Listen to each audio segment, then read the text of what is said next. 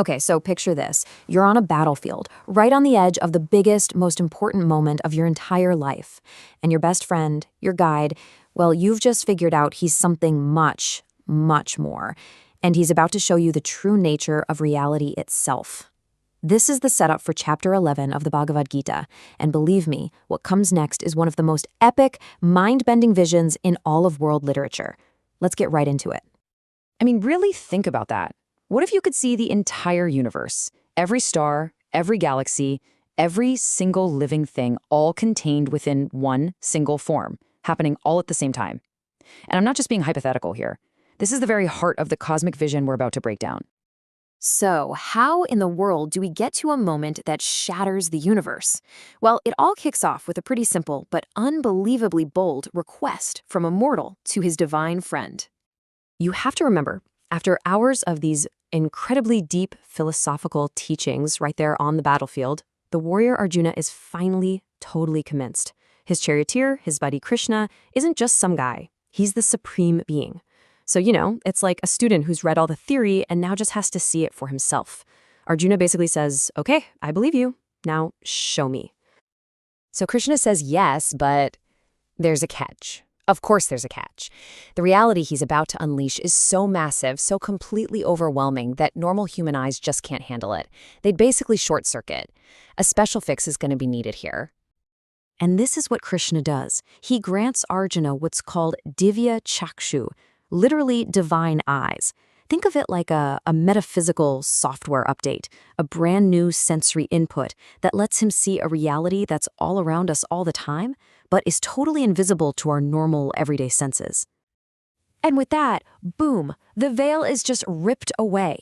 We're about to see the totality of everything through Arjuna's newly opened divine eyes, a vision of just unimaginable splendor. What Arjuna sees first is just an explosion of sensory data. It's not one face, but countless faces. Not two eyes, but endless eyes, all looking everywhere at once.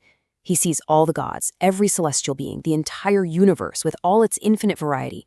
And somehow, it's all unified, all contained within this single incredible form. To even try to explain how bright this thing is, the text gives us this amazing metaphor. It says, imagine the light of 1,000 suns all exploding at the exact same moment in the sky. And then it says, even that probably doesn't even come close to the brilliance of this form. It's a light that's literally beyond our comprehension.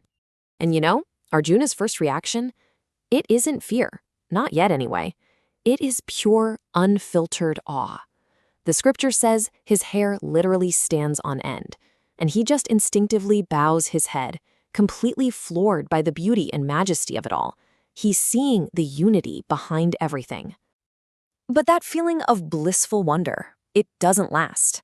As his divine eyes start to adjust, he starts to focus in on the details. And that beautiful, magnificent spectacle starts to turn into something much, much darker. Something terrifying. And this is the turning point. The vision shifts from this incredible display of creative power to a revelation of an inescapable, destructive force. Krishna is about to show him his other face. All of a sudden, Arjuna sees the future. He sees the outcome of the very battle he's about to fight, and he watches in absolute horror as warriors from both sides, his cousins, his teachers, friends, enemies, they are all being pulled helplessly into the form's countless fiery mouths, described as being grim with terrifying tusks. I mean, you can see the shift right here. The person Arjuna thought he knew, his friend, his gentle guide, is revealed as something completely cosmic and terrifying. He's not just a personal companion, he is the all-consuming force of time itself, the great destroyer.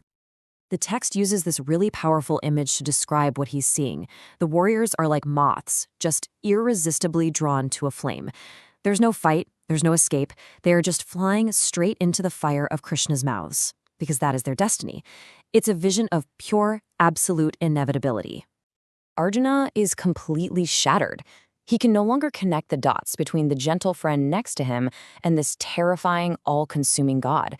His all has completely flipped to terror, and he cries out this desperate question. He has to know, what is he really looking at? And here it is, the answer, the climax of the entire vision.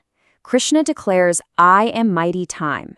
And he doesn't mean that as a metaphor. He is the active cosmic force of time itself, the thing that brings everything into being and eventually consumes everything. That's the key. The power that creates is the exact same power that destroys. They are one and the same. So Krishna then explains the whole point of this terrifying vision. From the perspective of time itself, the fate of every single warrior on that field is already a done deal. They are already slain by me, he says. And this is why it matters so much for Arjuna.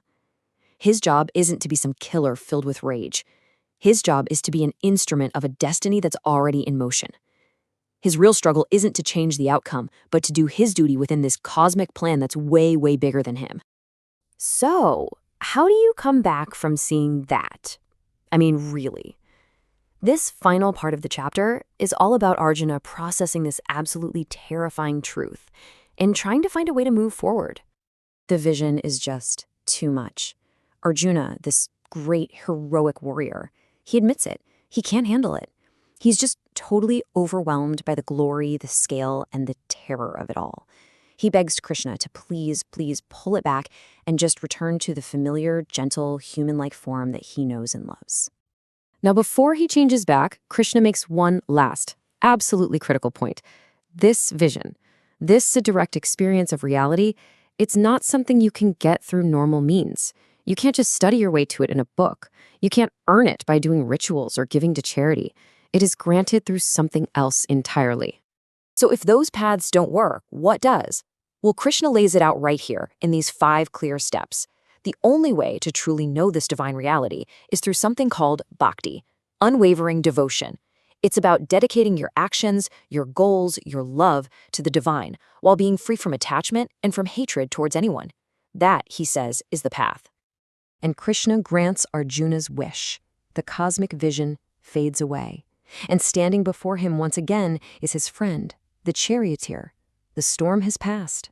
Arjuna is comforted, his mind stabilizes, and he's back to his normal human consciousness, but you can bet he is forever changed by what he just saw. And that leaves us with the central question of the whole chapter, doesn't it?